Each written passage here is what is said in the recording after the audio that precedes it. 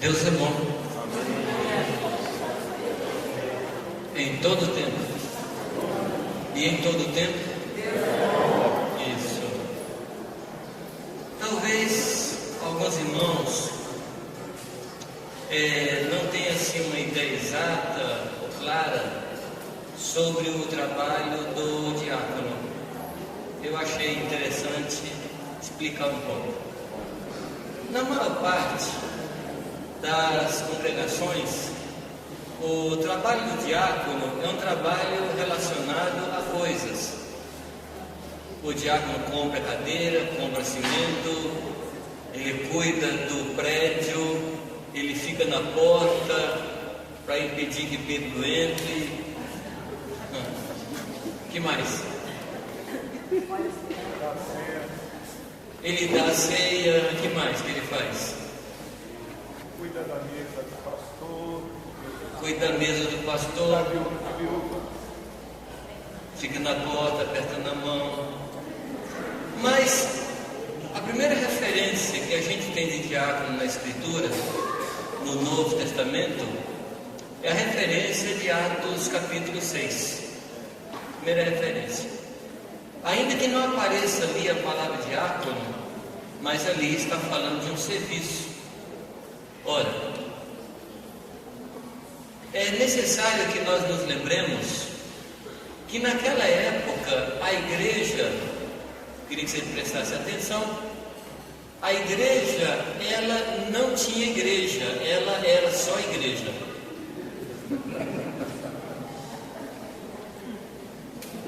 Entendeu? Ela não tinha prédio, ela era igreja. Igreja é constituída de pessoas. Gente, de pessoas, de irmãos e irmãs. Ora, se não havia um prédio naquele tempo e houve uma ordenação de diácono, então para que diácono? Não é para cuidar de coisas. O diácono foi levantado para cuidar de pessoas. O diácono é o braço pastoral do presbitério. Enquanto o presbitério ele se dedica à palavra e à oração, o diácono é aquele que cuida de pessoas. Ele põe a mesa para o povo, ele cuida da mesa, mas não só a mesa física, mas ele também dá pão ao povo. Se você analisar as características, os requisitos necessários para que a pessoa pudesse ser ordenada ao diaconato, você também discerne qual é o serviço, qual é a função. Quando os apóstolos estavam cuidando das viúvas, uma parte das viúvas da igreja foi relegada a segundo plano, foi esquecida. Então houve uma murmuração entre a parte grega, ou no meio da parte grega da igreja, porque as viúvas gregas estavam sendo desprezadas. Eu quero crer que por causa do número de pessoas e não por uma discriminação racial, elas estavam sendo desprezadas. Então os apóstolos se reuniram e tomaram uma decisão: nós vamos eleger 7 homens que vão cuidar desse importante negócio. E qual é o negócio? Cuidar do bem-estar do povo, cuidar das pessoas. Aí vocês falam assim: então o diácono é para distribuir pão. Não, porque para distribuir pão a pessoa precisa de 2 coisas só: ser honesta e saber matemática. Porque se é honesto e não sabe matemática, cria um rolo tremendo. Se sabe matemática e não é honesto, vai depositar pão na Suíça.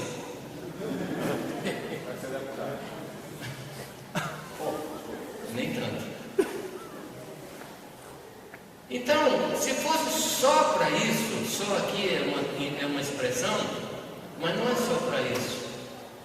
Quais eram as características requeridas para um diácono? Homens cheios do Espírito, cheios de fé, sabedoria, boa reputação dos de fora. Olha, amados, então aqui tem um segredo, um requisito. Aqui está dizendo que o diácono é mais do que um distribuidor de pão, do que um padeiro da igreja. Haja vista o que aconteceu depois. Um dos diáconos foi para Samaria e promoveu ali, no poder de Deus, um tremendo avivamento. Estevão, um homem que pega a Bíblia de Gênesis até o final e descreve toda a história do povo de Deus, não eram homens comuns, eram homens cheios do Espírito Santo, cheios de fé, cheios de sabedoria e de boa reputação para com os irmãos. Então, para que serve o diácono? O diácono é o braço pastoral. Os apóstolos disseram: enquanto nós vamos nos dedicar à oração e palavra, esses homens vão cuidar do povo, cada um na sua função. E naquilo que Deus tem nos falado nesses últimos anos, nós estamos trabalhando para restaurar a função diaconal na igreja, conforme é. Homens espirituais para cuidar de coisas espirituais, cuidar do povo de Deus como pastores. Você vai dizer assim, mas qual a diferença de um pastor e um diácono? Existe um pastor que está na área de governo da igreja, que faz parte daqueles 5 ministérios de Efésios 4, que são dons de Deus. A palavra de Deus diz que quando Jesus subiu, ele levou cativo o cativeiro e deu dons aos homens. E quais são os dons que Deus deu para a igreja? Os dons que Deus deu para a igreja são homens, são presentes de Deus. Os apóstolos, os profetas, os evangelistas, os pastores e mestres. Esse grupo de homens, eles trabalham no governo da igreja, trabalham na visão, trabalham no rumo, trabalham na profecia, no sentido de dizer, é por aqui que nós andamos. Nesse meio tem os pastores que governam. Além desse grupo de pastores que governam, tem os pastores na vida dos diáconos. Agora, se nós quisermos ampliar um pouquinho mais, falando a verdade na Escritura, todos nós pastoreamos. Sim ou não?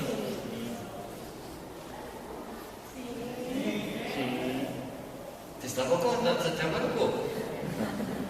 Todos nós pastoreamos. Se você cuida de uma pessoa, você está pastoreando. Você pastoreia, mas você não participa do governo da congregação. Assim como todos nós evangelizamos, mas não participamos do governo da congregação. Então existe um nível de pastoreio, que é o nível de pastoreio de cada um de nós. Existe um outro nível de pastoreio, que é o pastoreio no nível dos diáconos. Existe um outro nível de pastoreio, que é o pastoreio no nível do presbiterato. Qual é a diferença? O pastor no nível de governo é alguém que tem uma visão mais ampla da situação. Daí o nome episcopos. O que é o episcopos? O que significa episcopos? Episcopos. São duas palavras. Escopos. Você conhece alguma palavra em português que tem escopos no seu meio? O escópio, telescópio, periscópio, microscópio, estetoscópio. Periscópio é aquele que vê ao redor. Telescópio é aquele que vê ao longe. Microscópio é aquele que vê o detalhe. O diácono tem aquela função do microscópio. Já o pastor que está no governo da igreja, ele é no sentido de telescópio, ele tem uma visão panorâmica de tudo. Um vê a pessoa e seu bem-estar, o outro vê a pessoa e localiza essa pessoa no meio da igreja. Me entendeu? Eu pergunto, qual o defeito do microscópio em relação ao telescópio? Não é defeito. Você não vai poder analisar um micróbio com telescópio. Você não vai poder ver a lua com microscópio. Concorda? Então, um tem a visão do detalhe, o outro tem a visão desse detalhe embutido no todo. Episcopos é aquele que vê de cima, é aquele que olha de cima. Uma palavra em português é supervisor. O que é supervisor? É aquele que vê de cima, aquele que olha de cima. Supervisão é aquela visão que contempla o panorâmico, o total. Então essa é a diferença. Um pastoreia uma pessoa e cuida de uma pessoa. O outro vê essa pessoa no contexto do todo. Não é defeito, mas é uma característica. Os diáconos que estamos levantando são homens que têm coração pastoral. São homens que, se precisar levar pão para uma viúva, leva pão para uma viúva. Por quê? Porque tem coração pastoral. Mas não é só o pão. São pastores no nosso meio e devem ser recebidos como pastores no nosso meio. Então daqui em diante não será mais Vini, mas será pastor reverendo Vinícius? Não. Continua Vini. Continua Vini. Só que o que aconteceu nessa noite? Ele tem a graça de fazer e hoje ele está autorizado a fazer. Ele está respaldado e ele recebe a graça, a investidura para poder continuar fazendo o que vinha fazendo. A gente não ordena para a pessoa fazer, a gente ordena os que estão fazendo. Amém? E já que a gente tocou em Efésios 4, eu queria que você lesse comigo o versículo 16. E eu prometo a vocês que não falarei mais de 2 horas. Prometo.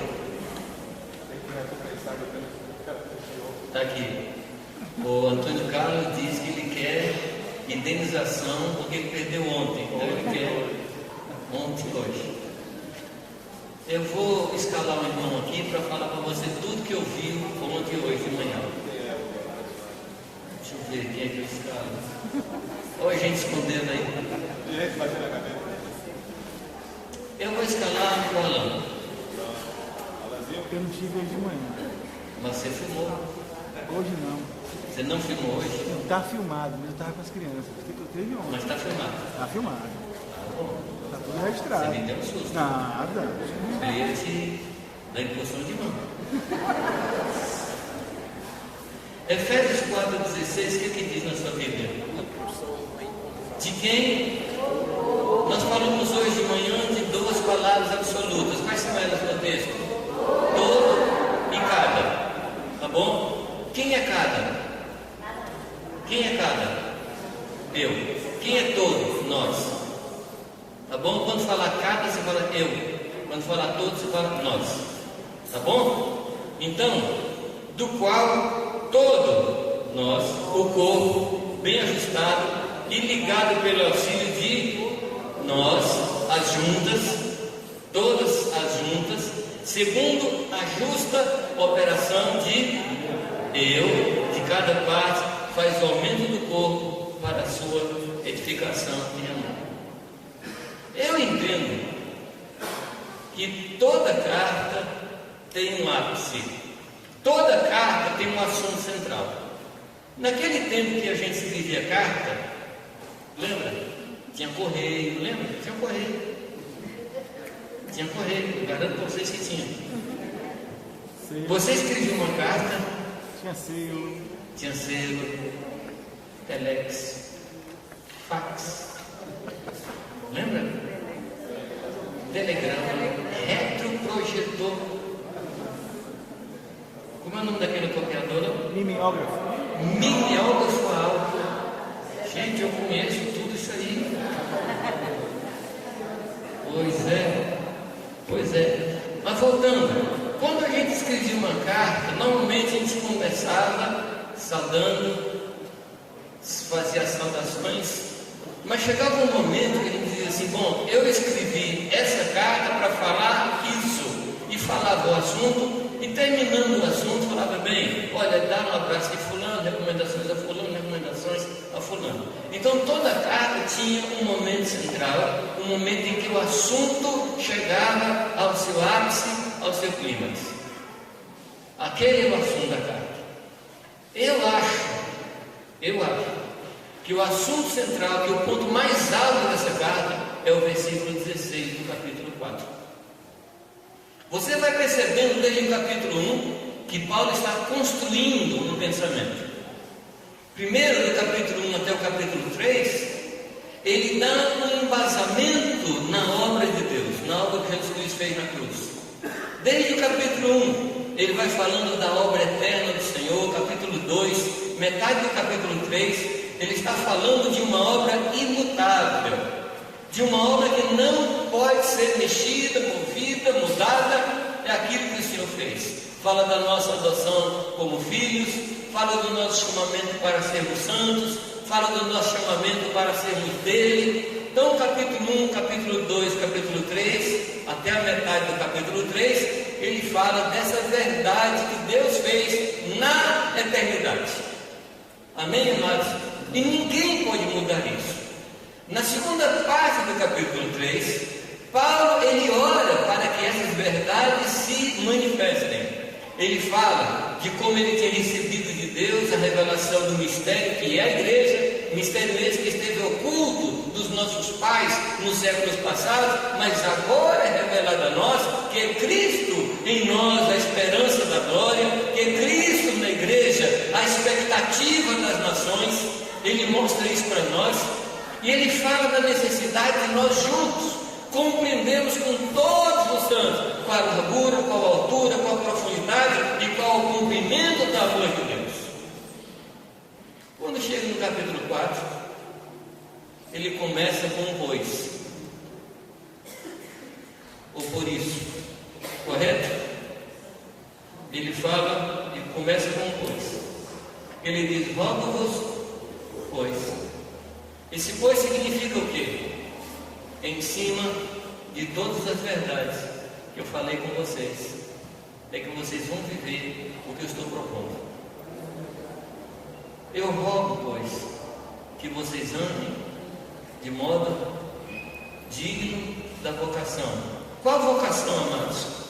Qual vocação? A vocação falada desde o capítulo 1 até o capítulo 3. Ele diz que nós somos chamados para ser filhos, 1:5. Ele fala que nós somos chamados para ser casa. Ele fala que nós somos chamados para ser família. Ele fala para que nós somos chamados para ser santos. Ele fala que nós somos chamados para andar em comunhão com Deus. E ele fala que nós somos chamados para levar a palavra às nações. Então ele dá para nós o perfil, o chamamento do que ele quer. E ele fala: viva de acordo com isso. Chamado para ser filho, eu tenho que viver como filho. Se formos chamados para ser santos, nós temos que ser santos.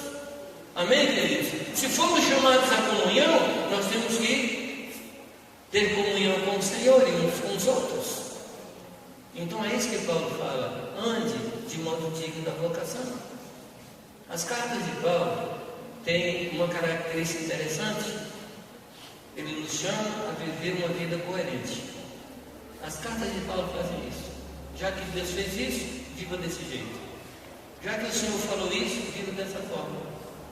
Eu fico pensando a tristeza que pode haver no coração de uma pessoa que crê nessas verdades e não consegue viver. Já parou para pensar nisso? Crê, mas não consegue viver. Um dia um amigo nosso foi lá em casa, um pastor muito famoso e muito grande na sua denominação, amigo de Irani desde a adolescência. Ele começou a me perguntar: Jamil, como é que vocês vivem? Aí eu fui contando para ele como é que é a nossa vida, a nossa dependência de Deus, como é que é a congregação. Ele estava assim sentado e falou: Jamil, eu creio em tudo isso, e eu acho que é assim que deve viver, mas eu não tenho fé para isso. Meu Deus do céu, que tristeza deve ser a vida de uma pessoa que crê numa coisa e não tem fé para viver aquilo. O nome disso é incoerência. Incoerência. E o versículo 16 do capítulo 4, é onde nós vamos chegar. É onde vamos chegar. Você pode perguntar, mas o versículo principal não é o versículo que diz que até que todos cheguemos à verdadeira estatura, varonilidade perfeita em Cristo Jesus? Não, porque esse versículo ele diz assim: para quê? Se tem ainda alguma coisa a ser alcançada, então ainda não chegou lá. Eu estou me referindo ao versículo 13. Diz: até que todos cheguemos à unidade da fé e ao conhecimento do Filho de Deus. Que mais? A perfeita varonilidade, a medida da estatura completa de Cristo. Você pode dizer, bom, então esse é o ápice. Não, porque tem um para quê logo depois. Quando eu chego nesse ponto com um objetivo de Deus. Agora, talvez você creia que o que está escrito aqui é para quando a gente chegar no céu. Quantos creem assim? Perfeita varonilidade, estatura de Cristo. Alguns falam, não, isso é só no céu. Peraí, amado, mas o versículo seguinte diz: para que não sejamos agitados por todo vento de doutrina, por homens que fraudulosamente conduzem o povo ao erro. No céu não tem isso. No céu não tem vento de doutrina. No céu não tem homens fraudulentos. Então Deus quer que você seja varão perfeito na estatura de Cristo aqui. Algum amém de júbilo? Amém. Eu sei que é responsabilidade, mas fica tranquilo que não é você que vai fazer isso. É Deus em você. É Deus em você. Pode baixar a carga aí, porque não é você que vai fazer. É o Senhor que vai fazer em você, é o Senhor que vai fazer em mim. Amém? Então eu quero lhe dizer o seguinte, que nós vamos chegar nesse ponto de um corpo bem ajustado. Não somente ajustado, mas consolidado. A palavra ajustado é usada em mecânica. Você sabia, não? Quando os mecânicos estão montando um motor, ele coloca as peças no lugar e faz um ajuste. O que é o ajuste?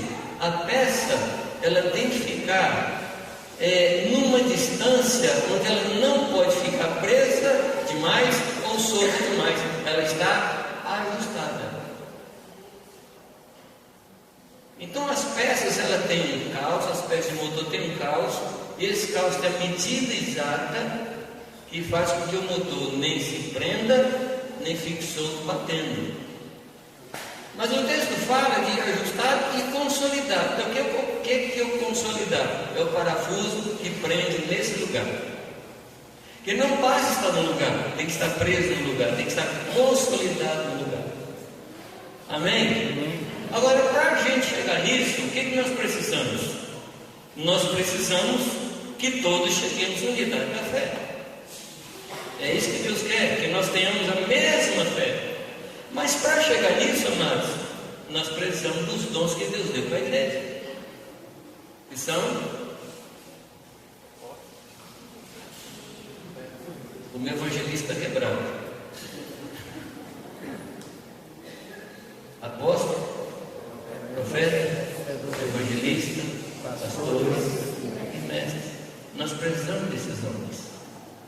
Agora, esses homens não são de uma congregação. Presta atenção no que eu vou falar. Eu vou falar uma vez só. Deus não dá o todo para uma parte.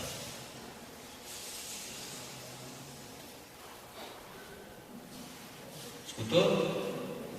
Agora repete. Isso aqui é povo inteligente, atencioso. Aqui, amados, nós somos uma fatia do povo, mas nós não somos o povo. A congregação de conquista que está reunida nesse lugar não é a igreja de Jesus. O pessoal que mora aqui pode prestar atenção nisso. você não é a igreja de Jesus em Vitória da Conquista. Você é uma parte da igreja de Jesus em Vitória da Conquista. Amém? Amém? Amém. Lá em Jundiaí, nós convencionamos. Convencionamos o quê?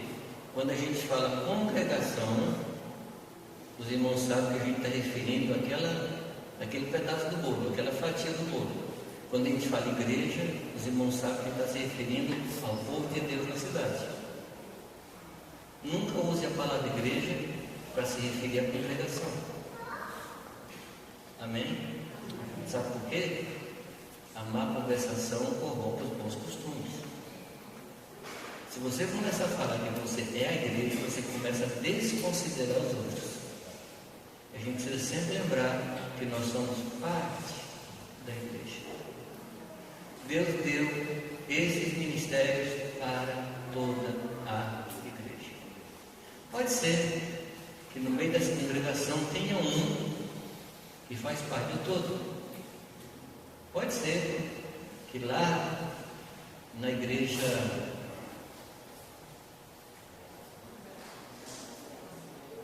Deus pôs outro lá. Pode ser que lá na igreja Deus pôs o outro lá.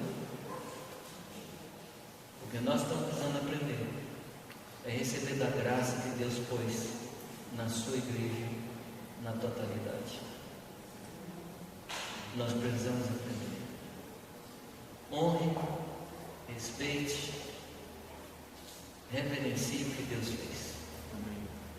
Amém? Ah, mas ele não pratica o que nós praticamos. A gente também não praticava. E você sabe que tem gente que se gloria na revelação que tem? Sabia, não? Você não. Tem um pessoal por aí, lá em Jundiaí, um pessoal que se gloria na revelação. Nós temos a revelação do reino. Então nós somos melhores que os outros. Deixa eu furar sua bola aqui, tá? Talvez Deus tenha dado essa revelação de igreja para nós, porque a gente estava numa situação muito complicada. Então, para não perder totalmente, Deus correu e deu revelação para nós. Revelação não é produto de mérito nem de busca, é produto da misericórdia de Deus. Aí você pode dizer, não depende de quem quer, não depende de quem corre. Não só acontece que eu tenho a revelação e você não tem. Sabe o que você tem? Porque Deus é misericordioso. Amém? Amém? Por que Deus revelou você, igreja? Porque Ele é misericordioso. É só por isso. Não é porque você se chegou num grau de intimidade com o Senhor que Ele começou a revelar as coisas ocultas para você. Não. Às vezes você nem está buscando. Aí Deus pegou você e falou, filho, eu vou lhe ensinar o que é igreja. Ele deu. Amém? Certamente tem coisas que Deus deu a outros irmãos na cidade que ainda nós vamos aprender. Fala aí, amém, pai? Amém. Deixa o orgulho de lado, a soberba. Amém. Amém. Eu estava comentando com os pastores que tem igrejas, tem congregações com características diferentes. Então vamos dizer, por exemplo, a nossa congregação em Jundiaí, o que tem de cabeção é um negócio sério. Tem cabeção lá. Tem 11 presbíteros, 9 trabalham com pedagogia. Então você calcula, é tudo cabeçudo. Tudo assim. Então tem congregações que têm essa capacidade de discutir escritura, de discorrer na escritura, doutrinas profundas, maravilhosas, mas o pessoal não peguinha curtinha, não caminha muito, não evangeliza muito. Aí tem outro irmão lá do outro lado, que é evangelista, cabecinha pequenininha, mas umas pernas compridas. pessoal bem raquítico, mas corre para tudo quanto é lado, evangeliza a cidade inteira. Tem outros lá que característica é pastoral. Lá tem um pastor, assim, tem um pastor mesmo. Pessoal todo lisinho, brilhando, preguiçosinho, mimado. Você entendeu? Então fica um pessoal rolicinho ali, todo gordinho. Fica outro pessoal ali raquítico, pernalta, corre para tudo quanto é lado. Tem outro lá assim que o pastor é profético. Então parece uma igreja de videogame. Todo mundo se lutando contra as sortes espirituais, de guerra para terra, para lá. Mas não tem. Eu não tenho. Aí os cabeçudos falam assim, está tudo fora da visão. Os visionários falam assim, esse pessoal aí, as muitas letras fazem esse povo delirar. Você sabe qual é o problema? É que quando Deus coloca na cidade os ministérios, Deus não coloca para ficar num lugar só. Deus dá para a igreja toda. É por isso que tem essas anomalias. Então, por favor, ore para que nós recebamos a graça de todos os ministérios que Deus pôs na igreja dele, na cidade. Amém. Puxa vida. Amém. Mais rapidinho. Amado, esse é o caminho. Isso é o que Deus quer. Mas vamos voltar mais no texto. O texto traz uma proclamação tremenda. Ele diz assim, olha, o que subiu é o que desceu, é também aquele que antes tinha descido as partes mais baixas, aquele que desceu é também aquele que subiu assim em todos os céus para cumprir, ou seja, completar todas as coisas. E ele fala o que ele deu. Mas antes há uma proclamação de Paulo daquilo que é a verdade que nós precisamos crer. No versículo 3, procurando guardar a unidade do Espírito pelo vínculo da paz. Essa versão eu acho que não é melhor. Tem outra versão diferente aí. Qual é? Esforçando-nos diligentemente. Esforçando-nos. O que é a palavra esforço? Fazer força. Fazer força? Muita força. Uma força a mais, né? Uma força a mais. Quando você serve o exército, a primeira caminhada que você faz é de 10 quilômetros. Então, quando chega assim no 8º quilômetro, você já não aguenta mais nada, porque você tem uma mochila de quase 20 quilos, com fuzil, com o cantil. Chega no 8º quilômetro, você assim está chamando a mãe. Aí chega lá para o sargento e fala assim, não dá mais para andar. O sargento fala assim, você vai andar agora na força moral. Esforço é andar além das suas forças. Isso é esforço. Mas não é um esforço só, é um esforço diligente. A palavra diligência significa fazer tudo e bem feito. Se você fizer tudo e mal feito, não é diligência. Se você fizer bem feito e não fizer tudo, não é diligência. Diligência é fazer tudo e bem feito, esforçando-nos diligentemente por preservar. Preservar não é criar. Preservar não é criar. Preservar é reconhecer o que existe e trabalhar diligentemente para isso não acabar. Eu quero anunciar para vocês que a unidade do Espírito na igreja em Vitória da Conquista, em Tuberá, em Itaperoá, em Jundiaí, em Ibipá, em Eunápolis, em Conceição do Jacuípe, em Salvador, essa unidade já existe. Eu quero anunciar isso urgentemente. Ela já existe. O que eu tenho que fazer agora é esforçar para que ela se mantenha. Amém? Tirar do meu coração toda discriminação. Tirar do meu coração qualquer juízo que eu fizer. Queridos, há uma recomendação muito clara na Escritura de que nós não devemos julgar o servo alheio.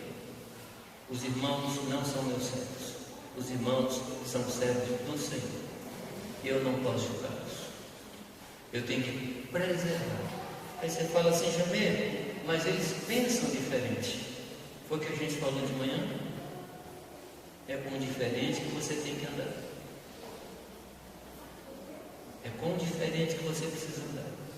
Porque ele tem graça de Deus que vai servir para você. A graça de Deus foi dada em toda a igreja dele. E nós precisamos aprender a receber da graça que está na igreja do Senhor. Amém? Amém, amados? Sabe aquela ideia de a gente começar um trabalho numa cidade? Deus manda a gente para uma cidade, começa com uma família, e a gente tem a ousadia de dizer assim, agora o reino de Deus chegou aqui. Peraí, e o que Deus já estava fazendo lá antes de você chegar? Não conta? Tem alguns irmãos que parecem empreendedores que compram empresas e dizem assim, agora sob nova direção. Agora a igreja chegou aqui na cidade, queridos. A igreja estava lá. A igreja estava lá. Eu tenho dito para os irmãos, nós não vamos parar de evangelizar. Em qualquer cidade nós vamos evangelizar. Mas nós precisamos reconhecer que já tem de Deus naquela cidade. Entre os judeus, Paulo agia assim. Chegava numa cidade, procurava a sinagoga, reconhecendo que já havia ali. Amém, queridos? Por favor, não cometa a loucura de não reconhecer o que Deus já está fazendo nos lugares. Nós escutamos uma experiência de um irmão chamado Ronaldo Lidório. Não sei quantos conhecem Ronaldo Lidório. Olha, o que tiver na internet desse irmão, leia, viu?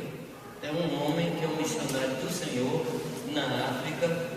Ele foi o primeiro homem missionário na face da terra que recebeu uma autorização da ONU para entrar entre os pigmeus na África.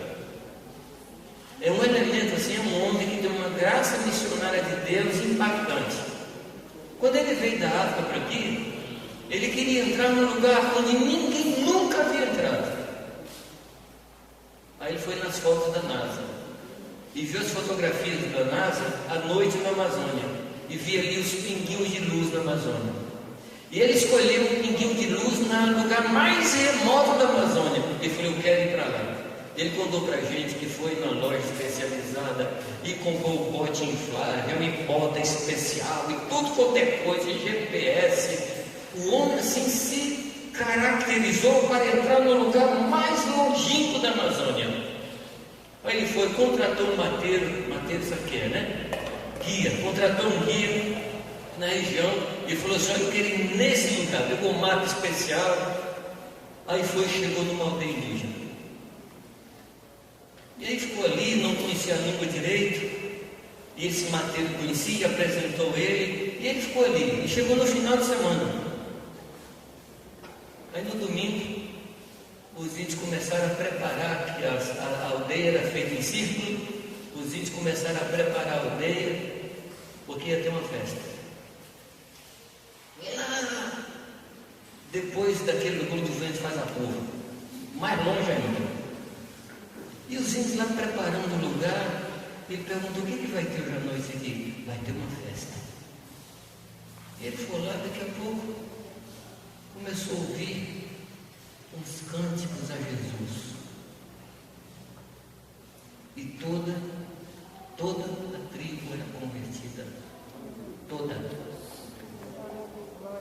Ele falou, peraí, quem é que trouxe o evangelho para vocês?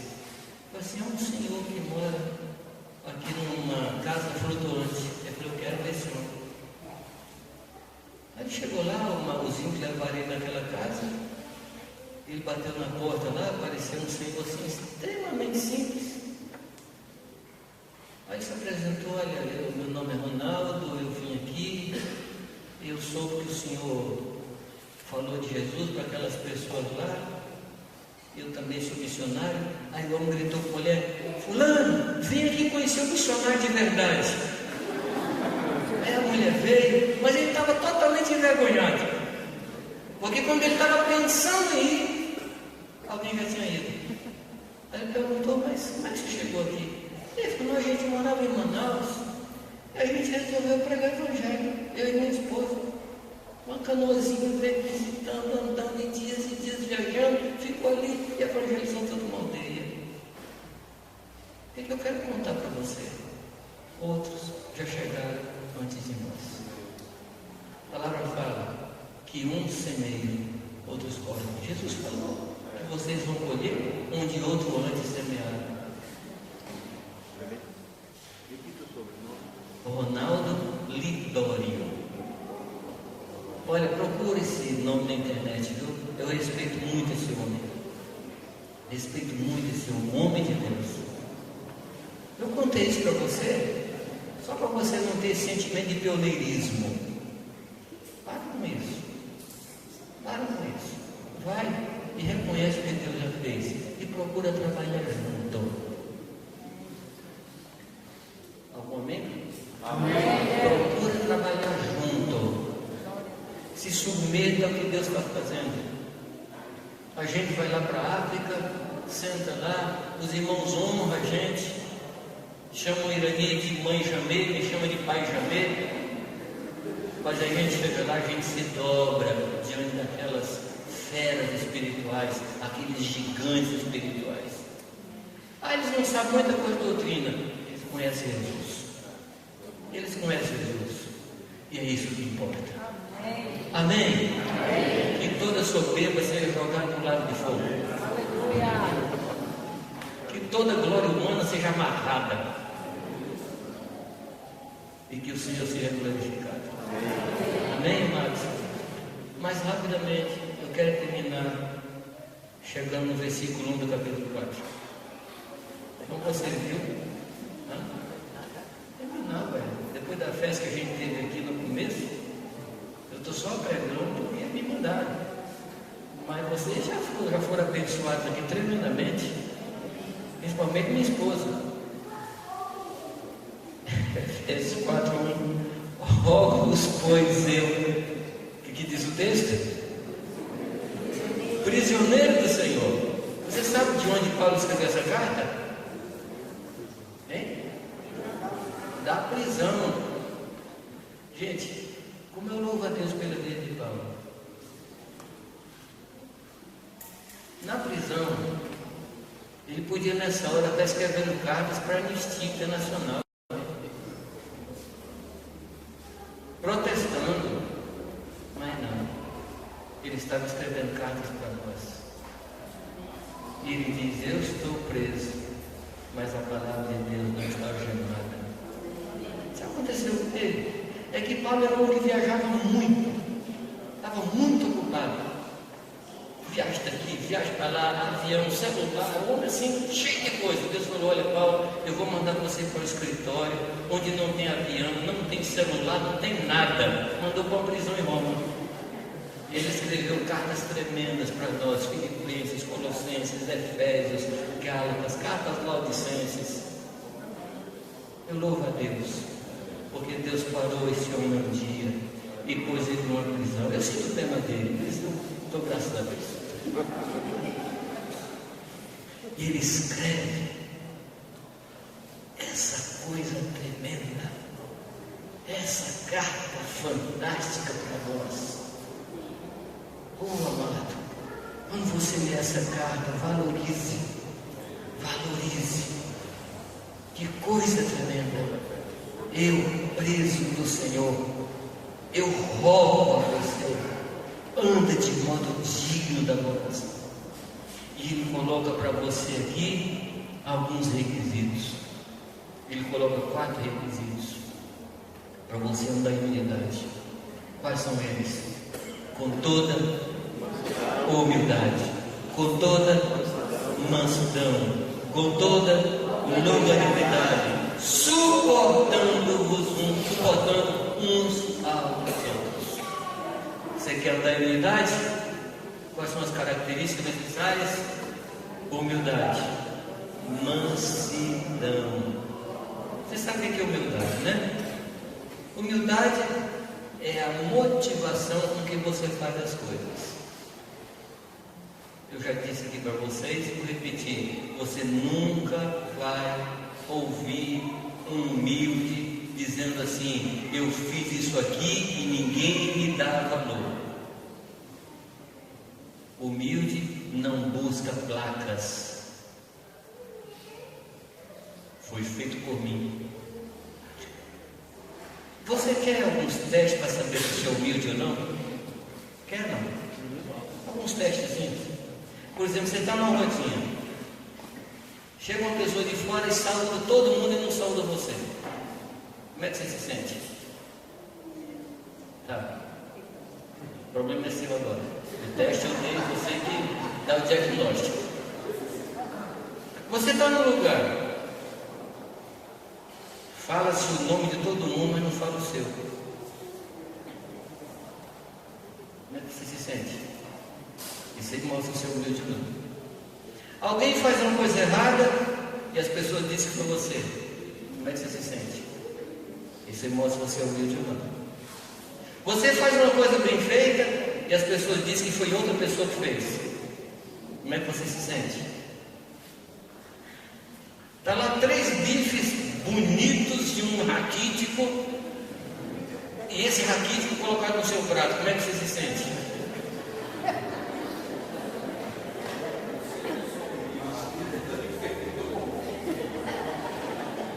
Eu estou lhe dando aqui testes para saber se é humilde ou não. Você sabe aquela história assim de primeiro eu? Conhece? Não? Primeiro eu. Primeiro a tomar banho sou eu, primeiro a sentar na mesa sou eu, cheguei aqui primeiro. Você não vai encontrar isso na vida de um humilde. Então, humildade fala de como eu faço as coisas, a motivação. Já mansidão fala de como eu reajo. Como eu reajo. Se a pessoa pisa no meu carro, se a pessoa fala mal de mim, se sobe aquele fogo dentro, você não é manso. Você sabe que fogo tem 2 direções, né? Tem um fogo que sobe e um fogo que desce. Todo fogo que sobe é da carne, todo fogo que desce é do Espírito Santo. Se você sentiu que um fogo subiu, mais parecendo com azia, não é de Deus. Não é de Deus. Mas me subiu fogo. Você já viu essa expressão? Então.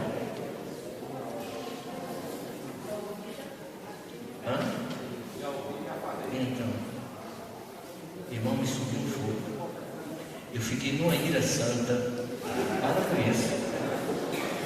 Ira santa. Ira santa quem tem é Deus. Longanimidade significa o quê? Capacidade de sofrer com paciência.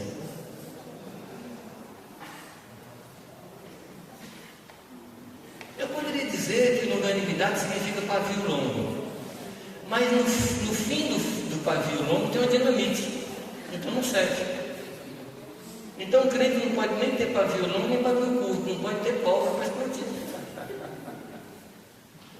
Sabe que tem gente de pavio longo, né? Briga no trabalho, explode em casa. Não pode. Longânimo fala capacidade de sofrimento paciente. Capacidade de sofrer muito. Amém? E por último, suportando. Na língua portuguesa, na nossa língua coloquial, a gente confunde suportar com tolerar. Tolerar é uma coisa, tolerar é negativo, mas suportar é o que essa coluna está fazendo. Essa coluna está suportando ou tolerando? Qual é o nosso chamado? Para suportar ou tolerar? Suportar. Você quer andar em unidade? Comece a suportar as pessoas que você considera fracas. Comece a suportar aquelas pessoas que você considera débil. Comece a suportar aqueles que você considera que estão fraquejando. É isso, amados, que produz a unidade da igreja. Amém? Eu quero deixar esse texto com vocês e peço a você, se você puder, entre hoje e amanhã, dar mais uma passadinha nele, do versículo 1 até o versículo 16, vai ser bom para a gente continuar amanhã. Amém? Muito bem, nós vamos orar.